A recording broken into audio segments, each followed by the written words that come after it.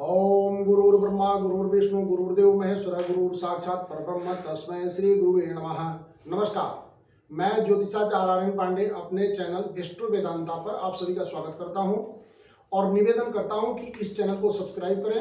Video पसंद आने पर लाइक और शेयर जरूर करें। अगर कोई सुझाव हो तो कमेंट्स में लिखें। मैं ज्योतिष से संबंधित समस्याओं का समाधान वीडियो के माध्यम से करता रहूंगा।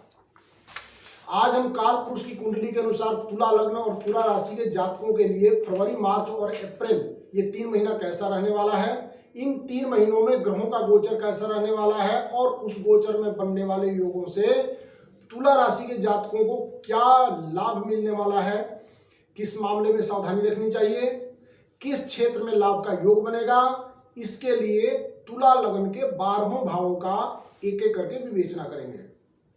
तुला राशि का फरवरी 2021 में 4 शुभ योगों के साथ प्रवेश हुआ है। तुला राशि से चतुर्थ भाव मकर राशि में शनि से शश योग, गुरु से नीच भंग राजयोग, सप्तम में मंगल से रुचक योग और बुध से धर्म कर्माधिपति योग बन रहा है। यानी इन 4 योगों के साथ तुला राशि फरवरी मास में प्रवेश कर रहा है, जो अत्यंत श्रेष्ठ और शुभ फल देने वाले होते हैं। इस साल 2021 में तुला राशि पर शनि की ढैया का प्रभाव भी पूरे साल रहने वाला है और तुला राशि शनि की उच्च राशि भी है। परिणाम स्वरूप कुछ अच्छा तो कुछ कष्टकारक परिणाम भी प्राप्त होंगे, जैसे पेट से संबंधित समस्या हो सकती है, पेट में गैस होना, दर्द होना, कब्ज इत्यादि की समस्या रह सकती है। इसीलिए वीडियो के अंत में ढैया का निवारण बताएंगे, जिसके करने से शनि की ढैया जनित सभी प्रकार के समस्याओं का समाधान होता है और जीवन में सुख समृद्धि बनी रहती है। शनिदेव 7 जनवरी से 9 फरवरी तक अस्त रहेंगे।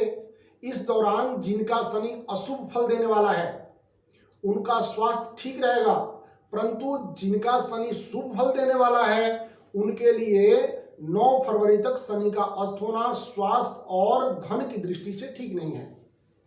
इसलिए शनि को ठीक रखने का उपाय अवश्य करना चाहिए। अब शुरू करते हैं प्रथम भाव से। तो तुला का स्वामी शुक्र इन 3 महीनों में 3 राशि मकर, कुंभ और मीन राशि में गोचर करेंगे। सबसे पहले 28 जनवरी से 20 फरवरी तक मकर राशि चतुर्थ भाव में गोचर करेंगे। मकर राशि शुक्र की मित्र राशि है और 9, 10, 11 फरवरी को इसमें षड्ग्रही योग बनने वाला है। दूसरा 21 फरवरी से 17 मार्च तक शुक्र कुंभ राशि पंचम भाव में गोचर करेंगे और तीसरा 17 मार्च से 11 अप्रैल तक शुक्र महाराज अपनी उच्च राशि मीन में षष्ठम भाव में गोचर करेंगे।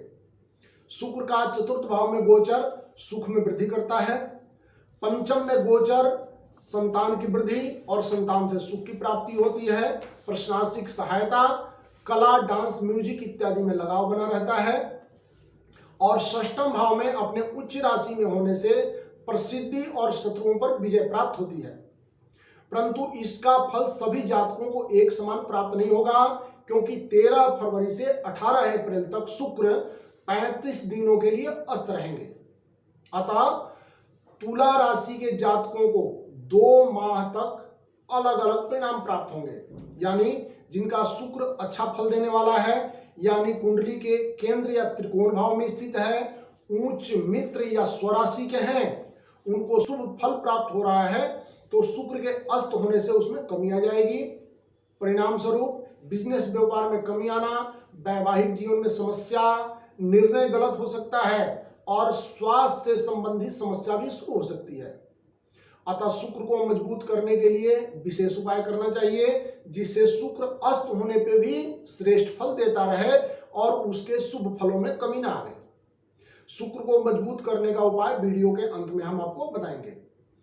दूसरा, जिनका शुक्र अच्छा फल नहीं दे रहा है, यानी 6, 8, 12 में या नीच अस्त या शत्रु राशि के हैं और फल खराब दे रहे हैं, तो ये शुक्र अस्त के दौरान उनको कुछ राहत मिलेगी। यानी उनका व्यापार ठीक नहीं चल रहा था तो व्यापार ठीक चलेगा। दाम्पत्य जीवन में कुछ समस्या थी, वो समस्या कम हो जाएगी और शुक्र के कारण अगर शारीरिक कष्ट कोई था तो उसमें भी कमी आएगी। शुक्र 21 फरवरी से 17 मार्च तक कुंभ राशि पंचम भाव में और 17 मार्च से 11 अप्रैल तक अपनी उच्च राशि मीन में गोचर करेंगे। अतः संतान से सुख की प्राप्ति, प्रशासनिक सहायता और कला, डांस, म्यूजिक में लगाव बना रहेगा। यानी तुला राशि के जातक शुक्र जनित फल को प्राप्त कर पाएंगे। शुक्र का छठे भाव में अपने उच्च राशि में होने से तुला राशि के जातक अपने प्रतिद्वंदियों पे और शत्रुओं पे भारी पड़ेंगे और उनका समय अच्छा गुजरेगा। अब बात करते हैं दूसरे भाव की। द्वितीय मंगल रोचक योग में स्थित होकर द्वितीय भाव पर दृष्टि दे रहे हैं, अतः दूसरे भाव के नैसर्गिक गुणों में वृद्धि हो रही है। कुछ बाधा आएगी परंतु इनकम का नया स्रोत बनेगा। धन आगम की स्थिति ठीक रहेगी। मकान, दुकान, जमीन जायदाद से संबंधित फैसला हो सकता है। 22 अप्रैल से 14 अप्रैल तक धनेश मंगल का अष्टम भाव में राहु से युति होगी। इस युति के कारण अंगारक योग बनेगा, अतः सावधान रहें, क्योंकि अंगारक योग में चोरी, धोखेधड़ी, धोखाबाजी, छल यानी चीटिंग इत्यादि का योग बनता है। ये योग तुला से अष्टम में होने से चोट लगना, एलर्जी, फूड पॉइजन या कलह कलेश के रूप में भी अशुभता प्रदान कर सकता है। इसलिए सावधान रहना चाहिए और अपना बचाव का प्रयास करना चाहिए। परंतु जो मेटल के व्यापारी हैं यानी धातु का व्यवसाय करते हैं, उनके व्यवसाय में तेजी रहेगी और लाभ का योग बनेगा। अब बात करते हैं तीसरे भाव की। तृतीय गुरु चतुर्थ भाव में नीच भंग राजयोग में स्थित हैं और तीसरे भाव पर मंगल की दृष्टि होने से लाभकारी छोटी यात्रा का योग होगा। दूसरा और तीसरा भाव पाप दृष्ट होने से भाषा दूषित हो जाती है, अतः तुला राशि के जातकों को अपने भाषा, बोलचाल, बात व्यवहार में नियम संयम रखना चाहिए। अभद्र भाषा का प्रयोग नहीं करना चाहिए, ये कई बार कष्ट का कारण बनता है। अब बात करते हैं चतुर्थ भाव की। तो चतुर्थ भाव में शनि से ससयोग, जिसके कारण अपने उच्च अधिकारियों से लाभ, सामाजिक प्रतिष्ठा और सुख समृद्धि की प्राप्ति होगी। और दूसरा बृहस्पति नीच भंग राजयोग में, इस दोनों योगों से मान सम्मान और प्रसिद्धि की प्राप्ति होती है, मनोबल ऊंचा रहता है, इच्छा शक्ति मजबूत होती है, रुका हुआ कार्य पुनः प्रारंभ होता है, कार्य में सफलता मिलने का ये बहुत सुंदर योग है। अब बात करते हैं पंचम का। तो पंचमेश शनि चतुर्थ भाव में राजयोग में स्थित हैं, इसके कारण दूर की यात्रा का योग बनेगा, संतान का सुख मिलेगा, विद्यार्थियों को प्रतियोगिता परीक्षा में सफलता मिलेगी, विशेषकर जो विद्यार्थी टेक्निकल क्षेत्र से जुड़े हुए हों। बुद्धिजीवी वर्ग जो शिक्षा के क्षेत्र से जुड़े हैं, उन्हें प्रमोशन, धन और समाज में मान प्रतिष्ठा की प्राप्ति होगी। अब बात करते हैं षष्ठम भाव की। षष्ठम भाव में मीन राशि है और उसका स्वामी चतुर्थ भाव में शनि से युति में है। शनि और गुरु की युति की दृष्टि षष्ठम भाव पे है, इसीलिए 5 अप्रैल को जब गुरु कुंभ राशि में प्रवेश करेंगे तो अपने प्रतिद्वंदियों पे आपको विजय प्राप्त होगी। आप अपने प्रतिद्वंदियों पे भारी पड़ेंगे।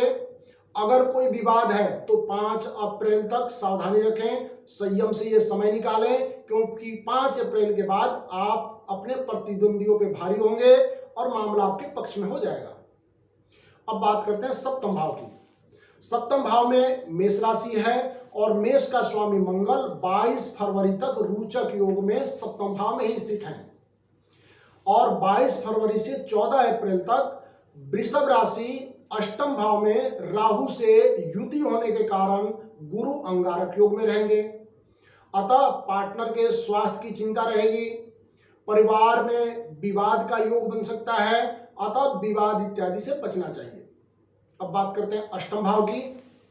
अष्टम भाव में राहु पूरे साल भोग करेंगे और 22 फरवरी से 14 अप्रैल तक मंगल का गोचर वृष राशि में होने से अंगारक योग बनता है, अतः सावधान रहें, क्योंकि चोरी होना, धोखेबाजी या छल होना, इस तरह का योग बनता है। इसके अलावा चोट लगना यानी एक्सीडेंट, एलर्जी, फूड पॉइजन जैसी बीमारियों और अकारण कलह का कारण बनता है, इसीलिए सावधानी पूर्वक बचाव करना चाहिए। अब बात करते हैं नवम भाव की। तुला राशि से नवम भाव में मिथुन राशि है। भागेश बुध 5 फरवरी से 12 मार्च तक मकर राशि में राजयोग में स्थित गुरु और शनि की युति में होने से तुला राशि के जातकों को भाग्य का साथ मिलेगा। बिजनेस और परीक्षा से जुड़े व्यक्तियों के लिए ये बहुत ही अच्छा समय रहेगा, यानी जो शिक्षा के क्षेत्र से जुड़े हैं उनके लिए ये समय श्रेष्ठ होगा। अब बात करते हैं दसम भाव की। दसम भाव में कर्क राशि है एवं दसम भाव से सप्तम में राजयोग में स्थित गुरु तथा शनि की युति की दृष्टि है। दसम से दसम यानी सप्तम भाव में रोचक योग में मंगल स्थित है, इसीलिए दसम भाव शुभ फल देने वाला है, क्योंकि दसम भाव के शुभ भाव में और फलों में वृद्धि हो रही है। कार्य व्यवसाय ठीक चलेगा, समाज में मान प्रतिष्ठा की प्राप्ति होगी और मेटल के व्यवसायियों को अत्यधिक लाभ का योग होगा। मेडिकल और टेक्निकल क्षेत्र में कार्यरत जातकों के लिए बहुत अच्छा समय रहेगा। उनके कार्य में वृद्धि होगी, उनके कार्यों की सराहना होगी और टेक्निकल क्षेत्र के विद्यार्थियों का परीक्षा परिणाम उनके मन के अनुकूल आएगा। अब बात करते हैं एकादश भाव की। एकादश भाव में सिंह राशि है और सिंह राशि का स्वामी सूर्य 14 मार्च से 13 अप्रैल तक पंचम भाव में स्थित होकर के अपने एकादश भाव को दृष्टि देंगे। इस दौरान इनकम में बढ़ोतरी होगी, रुका हुआ धन प्राप्त होने का योग है। यदि आपने किसी को कर्जा दिया हुआ है तो वापस मिल सकता है। अब बात करते हैं द्वादश भाव की। द्वादश भाव में कन्या राशि है और कन्या का स्वामी बुध 1 अप्रैल से अपने नीच राशि मीन में प्रवेश करेंगे। अतः घर से दूर जाना, विदेश यात्रा का योग बनेगा। कोर्ट केस चल रहा हो तो समझौता हो सकता है, क्योंकि ये योग सेटलमेंट होने का योग होता है। अब अंत में बात करते हैं उपाय की। तो सबसे पहले शुक्र के बारे में, जिनका शुक्र कमजोर हो उसको बलि कैसे बनाएं। तो सबसे पहले शुक्र के लिए रत्न होता है ओपल, डायमंड या नेचुरल जर्कन, ये आप धारण कर सकते हैं। अथवा शुक्र का मंत्र ओम सुम शुक्राय नमः, इसका पाठ कर सकते हैं। अथवा ओम हिम पुण्यलाभम दैत्यानाम परम गुरुम सर्वशास्त्रोक्तारम भार्गवम प्रणमाम्यहम्, इसका जप कर सकते हैं, क्योंकि जप करना सबसे श्रेष्ठ और तुरंत फलदायक होता है। इसके अलावा शुक्रवार को सफेद मिष्टान का देवी माता को भोग लगा करके कन्याओं में बांटना चाहिए, जिससे शुक्र मजबूत रहे और शुक्र के शुभ फलों में वृद्धि हो। इसके बाद क्योंकि तुला राशि पे शनि की ढैया पूरे साल रहने वाली है, इसलिए ढैया निवारण का उपाय बताता हूं। इसको करने से शनि जनित फलों में वृद्धि होती है। सबसे पहले साबुत उड़द भिगो करके पक्षियों को डाल सकते हैं। संध्या के समय में सरसों तेल का दीपक जला सकते हैं और सुंदरकांड का पाठ करना, हनुमान जी का पूजा पाठ करना हर प्रकार से अनिष्टों का निवारण करने वाला होता है। हनुमान चालीसा का नित्य ही पाठ करना चाहिए, यह भी कष्ट निवारण का एक बहुत अच्छा विधि है। शनिवार का व्रत और शनिदेव का पूजन करना चाहिए और तुला राशि के जातकों को लिए धर्म धारण करना सबसे अच्छा और श्रेष्ठ माना जाता है। इसके अलावा शनि महाराज को प्रसन्न करने के लिए शनि महाराज के 10 नाम स्रोत यानी कोनस्त पिंगलो बभ्रु कृष्णो रोदांतो यमः सौरी शनेश्वरो मंदो पिपलादेन संसुता एतानि 10 नामानि प्रातरुथाय य पठेत शनेश्वर कृत पीड़ा न कदापि भविष्यति। यानी शनि महाराज के इन 10 नामों का पाठ करना चाहिए। इस प्रकार अगर आप इन शास्त्रीय नियम से शनि महाराज की आराधना करते हैं तो शनि जनित सभी प्रकार के दोष समाप्त होता है और जीवन में सुख समृद्धि की बढ़ोतरी होती है। नमस्कार।